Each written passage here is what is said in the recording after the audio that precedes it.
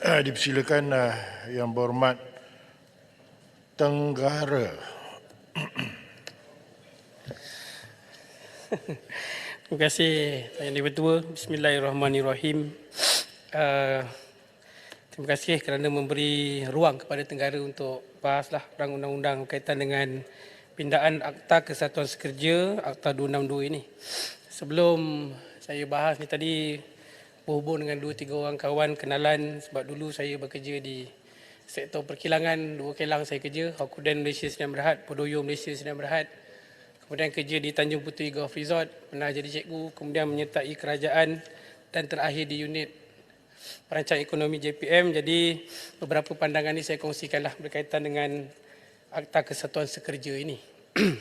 Antaranya adalah yang disebut oleh rakan-rakan saya adalah sebenarnya tidaklah sangat mendesak pada pihak mereka untuk pindaan ini, terutamanya berkaitan dengan iltizam kerajaan untuk ada lebih daripada satu persatuan sekerja dalam sesebuah tempat kerja. Kerana apa yang mereka katakan, yang paling penting kepada mereka adalah tentang kebajikan dan social security sebenarnya. Terutamanya berkaitan dengan sistem yang dah bagus diperkeso itu, diperkasakan lagi lah.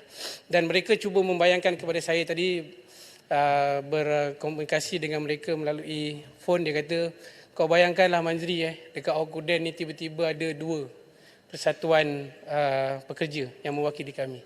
Kemudian nanti lepas 3-4 tahun wujud pula lagi 3. Rasanya bukanlah mendatangkan kebaikan, dia akan mewujudkan seperti mana Bayan baru sebutlah, akan ada banyak politiking dan dibimbangi politiking yang wujud dalam kesatuan sekerja yang bakal tumbuh nanti selepas kita laksanakan akta ini adalah menjejaskan produktiviti pengeluaran, terutamanya di sektor industri lah. Dan sebenarnya dalam ruang yang sempit ini, saya sukalah nak menyuruh kepada kementerian supaya melihat lagi kepada industri ataupun pekerjaan yang sememangnya memerlukan diwujudkan persatuan. Yang mana dah ada bagus tu, biarkanlah. Dan daripada data yang disediakan kepada saya ni, kita sekarang ni ada 767 kesatuan pekerja swasta dan melibatkan 960,000 lebih kurang pekerja berdaftar, sekitar 9.6%. Jadi kalau tujuannya untuk kita membolehkan tambah lebih kesatuan sekerja ini semata-mata nak tambahkan jumlah kesatuan sekerja ataupun menambah penglibatan 960,000 ni, 9.6% ni, saya rasa tidaklah banyak sangat yang boleh dicapai sebab akhirnya nanti akan sebagaimana Bayan baru sebut, akan ada kelompok A, kelompok B dan sebagainya. Dan saya sebenarnya lebih suka untuk agar... Yang Berhormat, boleh saya mencelah sikit? Sini depan. Silakan. Saya just nak dapat penjelasan yang betul. Kalau berdasarkan apa yang disebut oleh Yang Berhormat tadi, kefahaman saya dan betulkan kalau saya salah, ialah Yang Berhormat tidak bersetuju dengan cadangan pihak kerajaan untuk meminda, membenarkan penubuhan lebih daripada satu kesatuan sekerja dalam satu-satu sektor pekerjaan. Adakah itu maksudnya, dan adakah Yang Berhormat lebih prefer, lebih suka kalau sekiranya hanya satu saja untuk satu-satu sektor itu? Terima kasih. Terima kasih pada yang membagi pandangan tu. Saya sebut tadi berdasarkan apa yang saya dihubungi. Tetapi sebenarnya kita kena tengok juga pada perkilangan ataupun institusi pekerjaan sektor yang ada tu. Mungkin pelaksanaan ini bergantung kepada nisbah jumlah pekerja yang ada. Kadang-kadang kilang ni ada 50, ada 100, ada 500, ada yang 1000 pun.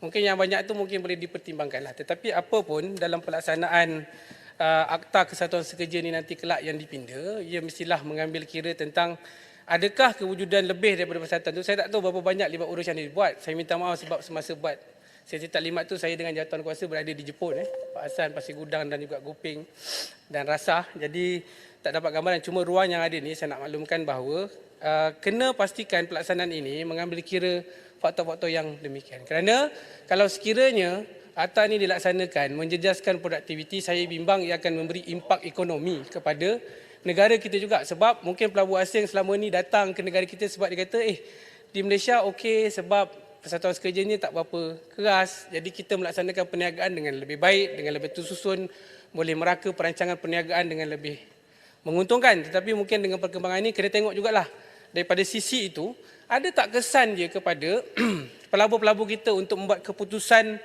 melakukan perniagaan di negara kita. Kita sekarang ni dalam keadaan ekonomi begini, kita ada banyak lagi kawasan perindustrian yang hendak diperkasakan, kita nak tarik pelaburan, kita bimbang.